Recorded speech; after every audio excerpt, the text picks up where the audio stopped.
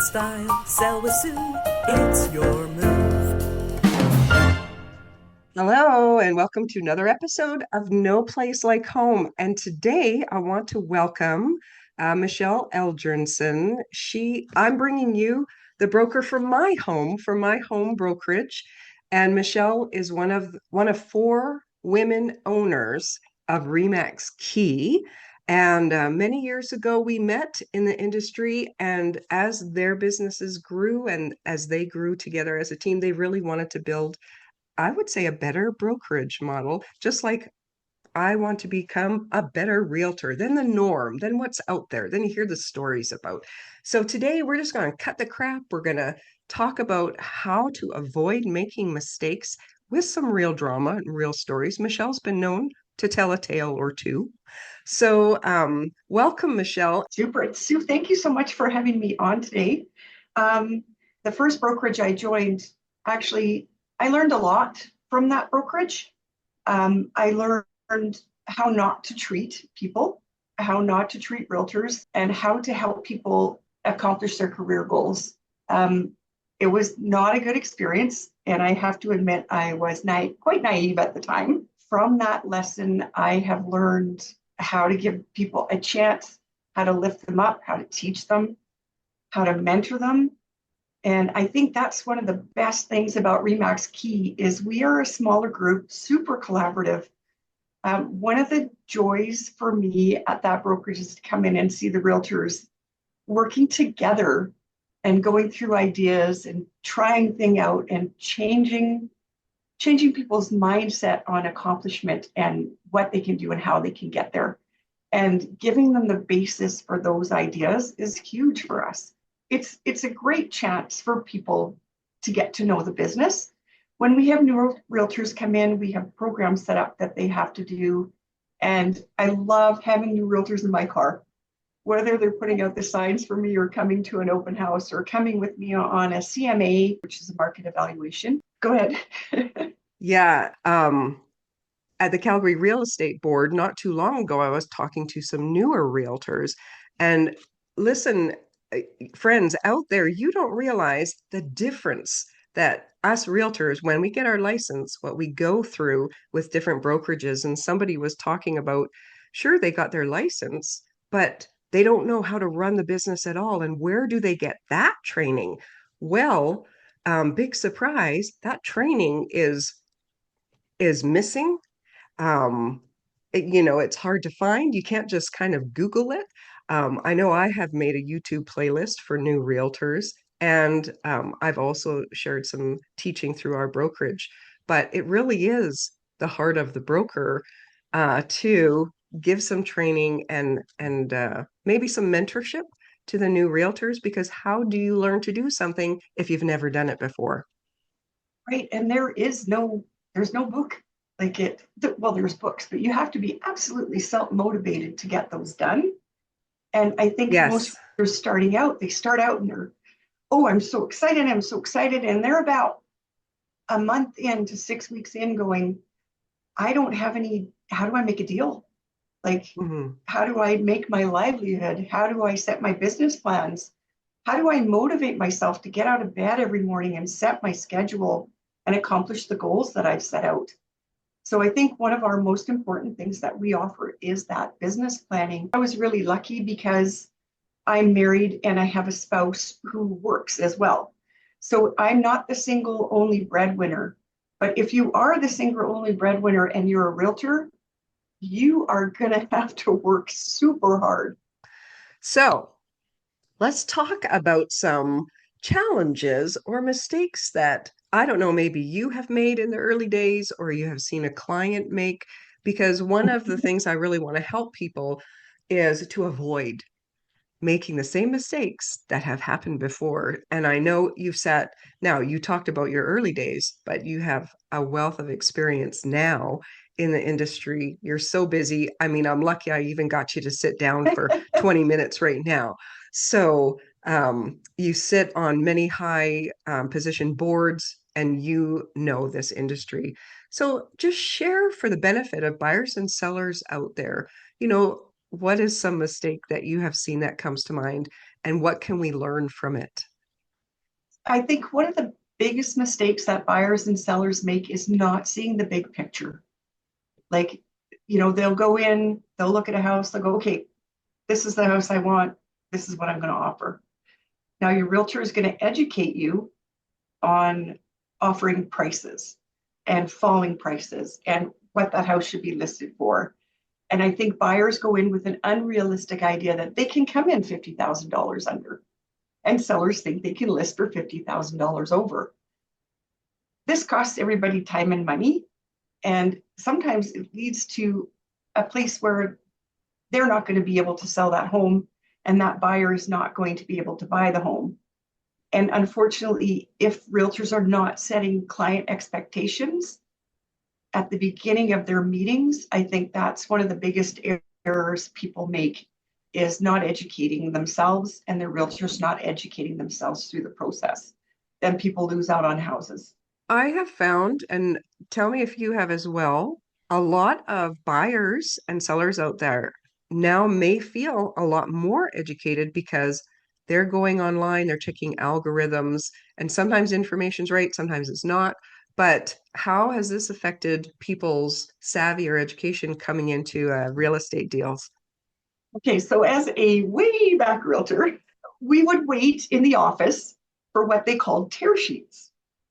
And tear sheets were new listings that came out once a week. And you would go and you would grab the tear sheets and you would call your buyer and say, hey, buyer, we got a tear sheets. I found one. I think you're going to love it.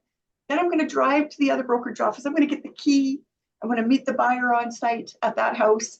They're going to say yay or nay. If I get a yay, I call up the selling realtor. I take the keys back again, by the way, not like there's lock boxes. And then usually the same day, all four would sit down, the buyer, the seller's realtor, and the buyer's realtor, around the same kitchen table. One form, one page. That was it. Nowadays, buyers come so educated to you. There are so many websites they can access to understand the value of homes and how long they've been on the market. And we have much more savvy buyers and much more savvy sellers, but there's still a lot of things that they don't understand. That is our job to teach them. Well, I totally agree with that. I just last week I have some buyers looking for something, and I was talking to the mortgage broker because we need to nail down the price, the value of their home. And from my sorting through, checking the houses, looking through the pictures, I've been in some of them, knowing the neighborhoods, I have a price that I think that would be the proper value to list it at. However, the mortgage broker said, sometimes we just pop on a website and see what the value is there, and it was way less than really what the value would be. And so there's this risk. A seller or buyer does that, they're way off balance. It could either be too high or too low. And this is why your job is so important as a buyer's realtor too, and as a seller's realtor, is not every house is exactly the same. This guy might have air conditioning. This guy might have a bigger garage. This guy might have a finished basement. This guy's house may have been tenanted out and now it's got $25,000 worth of work that it needs. This one backs onto a park. This one's on a highway. There are so many differentials that can come into the evaluation of a property if somebody is not hands-on inside that property to see what the differences are. Yeah, I totally agree with that. It's so important. It probably takes me, I'll say within an hour. I usually let me sit down for an hour. I actually have a nice little spreadsheet and pop in everything so I can compare one by one. How does it look? The algorithms aren't doing that. Maybe they're lucky sometimes, but yeah, so just know that when you're looking around, and I have had blatant misinformation come Mm-hmm. back saying, oh, this Mm-hmm. house sold for such and such, where it never did at all. So, sometimes it's on, sometimes it's not, but people feel like they're more educated. So, yeah, so thank you for that tip because that's a good idea. Just it's sort of like that caveat emptor, buyer beware. Hey, Yes. take a big Yes. picture approach. Yeah, yeah, yeah. So I know you've sat on boards and I know you've seen legal issues come up, and not to ask you to say anything that you can't talk about, but What is one or some of the worst things that you've seen happen that have not been good for people in the industry? That if we hear about it, maybe we can go, okay, we're going to watch out for this. I think disclosure on the seller's part can be a challenge. They don't understand the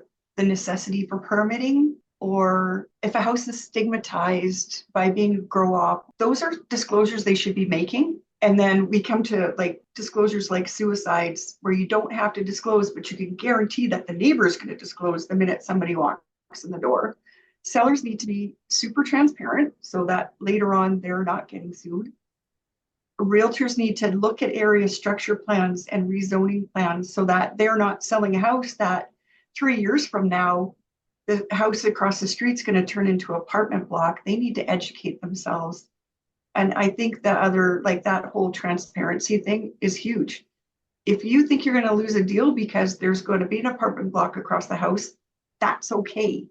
It's better to say there's going to be an apartment block across the house instead of getting sued later on. I think the other thing, the two that really affects people on so many levels, financially, emotionally, trust in our industry, is buyers not closing on closing day for whatever reason. And we are seeing this quite a bit more where they're coming down to the wire, and that financing they said they had in place, they did not have that in place. So now they're not closing on closing day. They're putting your seller in jeopardy. And more than often, your seller's already purchased another house that they've closed on because they've given them the time in between to get from house to house. These are terrible. Like, this is the worst situation that anybody can get into. And often I'll say to my sellers, okay, this is what we can do. Number one, when a realtor's writing an offer, they want to make sure that that deposit will cover the expenses of a seller whose property is not going to close. So say Mm. you have a $500,000 house, get a $20,000 deposit, and then you've got some buffer room. Like we hear, oh yeah, the brokerage takes that for commission, blah, blah, blah. Yeah, that's a separate thing altogether. But that money is there if the buyers can't close for your seller, then they've got some cushion to get you back onto the market and get you through the tough time that's coming ahead. Like, that is a heartbreaking situation.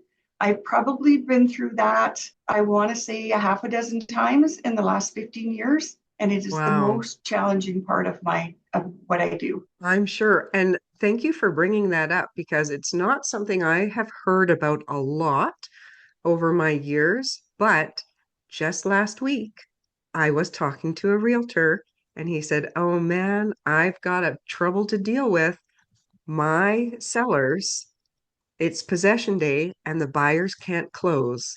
Their lender, whatever happened, and they didn't have the money for close, and the sellers had bought their house already, and now they're left in a real challenging situation. So for make sure if you're a seller, you're getting as much of a deposit, which is Yes. held in trust for situations like this, or released if everything goes well, just in case, because then these sellers are going to have to turn around and put their house up for sale again. Yes. And one good thing, and I'll give this as a buyer's brokerage tip, when you are explaining an offer to a buyer, you want to let them know what the consequences are of not closing on closing day. So it's not Mm, just the loss of the deposit. It is in a market right now, say your house is at 500,000, by closing day, the value has dropped to 475. The seller can now sue you not just for the deposit, but now they can try to go after you for the difference between what you paid for the house and what they were eventually able to sell it for. So this is something that should be discussed with the buyer during the offer process. This is a legal and binding contract. Now, and a lot of people don't get that. Oh, it's just a real estate contract, whatever. This is a legal and binding contract. And if you do not close, there are consequences for both parties. oh, that's so good to know. Buyers out there, listen in. And why do you think a buyer would waive their financing conditions if they don't truly have financing in place? because they want the house.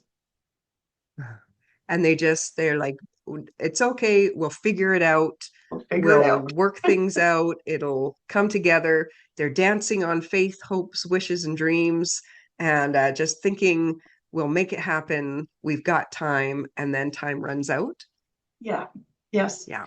And I have had sellers agree to push the possession date while the buyers get their financing into place. And sometimes it's a Friday they don't close, but they need till Tuesday the following week. All parties need to agree to that. Sometimes you can save that deal. There is a penalty for the buyer in there, and it's prime plus 3, I think, with ATB. They would get the money to cover that while they carry it for a couple of extra days. But I have seen a situation where they said they were going to close, sellers gave permission, lawyers all agreed. 2 weeks later, they still hadn't closed.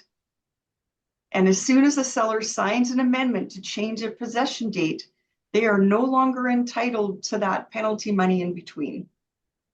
So you have to be super cautious with that. Well, I feel better that I did talk to someone's mortgage broker the other day, because you can't really just take your client's word for it. They're going off their best knowledge, but I always want to talk to the mortgage broker to hear straight from them how it's going, and so that we're both on the same page to help the buyers get what they want to get. And that's exactly what you should be doing. That is a great business practice right there. Communicating with the mortgage broker and also communicating with the lawyers as you get closer to closing, because they'll often hear about a problem before we do. So, and part of our fiduciary duties is to keep our clients informed of anything that may affect the transaction. Yes, very good point. Oh, that's so interesting. Thank you for sharing that. That's a tip I haven't heard about so far on the episode. So I think that's really helpful. So you've moved around, you've been in the industry, you've shown a million houses, I'm sure. I wonder if like, what's something great you love about your home, or that you always see in a house and you think, that's so smart? I think it would be really interesting to hear from all of your experience, something great that you love about your home. Oh gosh, that's a good question. We have moved around quite a bit, just even within Chestermere. And in July, we took possession of the house that we're in now. And it's a little bungalow that I had last year that, for the love of God, I could not sell. And it was funny because we walked in the door, we weren't even 3 feet in the door, and we looked at each other and we're like, this is the house. It just was like putting on a pair of shoes that was perfect. And we have been updating it since we moved in. But I think for me, when I walk into a house and it's a feeling, and it's the bones of the house and it's the warmth of the house, you can feel it just by the way people have decorated or they're living in there. And even if it's vacant, you can take your buyer through and they're hearing, oh, you could put this here. You could change this color. You could do this. And for me, oh my gosh, I love going to the show homes just to see what they're doing for decorating. But it is funny. And I have had other clients who walk through a door and they're like, nope, not the right one. And so there's so many factors that come into why people love the houses that they choose. And I've had buyers where I walk into a house, I'm like, this is horrible and it smells. And they're like, oh my God, we love it. So there's so many factors that go into that. Like it just, yes. Yeah. But for us, it's funny how that just felt the right one for us. So after we record this, I'm going to do a closing on some buyers, and they actually aren't from town. So I had to do a virtual showing first, and then actually they drove out to see the house, and they had that feeling. This was the home for them. And as we've done a few, walkthroughs since, I've discovered it's very similar to a house that they had built themselves one time. And so, yeah, there's, I don't know, just something comfortable about the layout for them. And they had that feeling. So if you're out there looking for houses, remember it's that feeling that makes you feel like you're at home, right? Even if you're doing updates, etc. Well, thanks for taking a minute. And just before we go, have you got any final words of advice or things that you've overcome over the years that you could pass along as a little bit of wisdom for the rest of the people out there?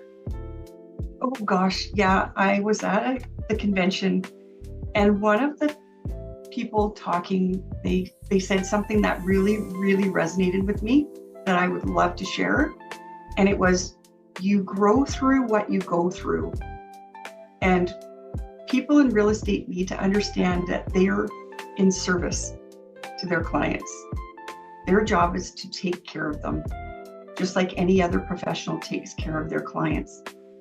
And that little phrase totally resonated with me, because I've come from nothing and I've worked my butt off, and I still work sometimes a 50 to 60 hour work week. And one of my favorite things, and you're going to experience it again today, is seeing that person walk through into their new home and you go, Yes, that's the joy. because then you've done your job. Yeah. But it's the joy of taking care Yeah. of people. That's raising some emotion in you. And I can see that. But after all these years, what is that feeling that comes up? I think it's every time you can just see how you change a life or change a family. It's a new beginning, or it's a start of a new chapter from, and I'm going to share this one because it's one of my favorite things. In the summertime, I handed over the keys to a third generation, like 3 generations of people. And it was wonderful. It was a great feeling. I helped Grandma and Grandpa, and then I helped their kids, and then I helped their grandkids. Wow. And it was just absolutely the best feeling. And I get invited over for coffee. I get to spend time with these people, and they always say, come by anytime. You don't have to call or anything. You're family. Just show up. Come and have a cup of coffee with us. And they're grateful. And you know, you get some people who are super difficult. Yeah. And then you get some people who are joy. Yeah. And that was joy. Wow. What a great feeling. Do you get that from your job out there where you're working? I hope you do, because that's what life is about, making a difference in someone else's life with your own expertise in your own special way. And thank you so much for sharing that, Michelle. That's so heartwarming. Oh, I'm so grateful you can have me on today.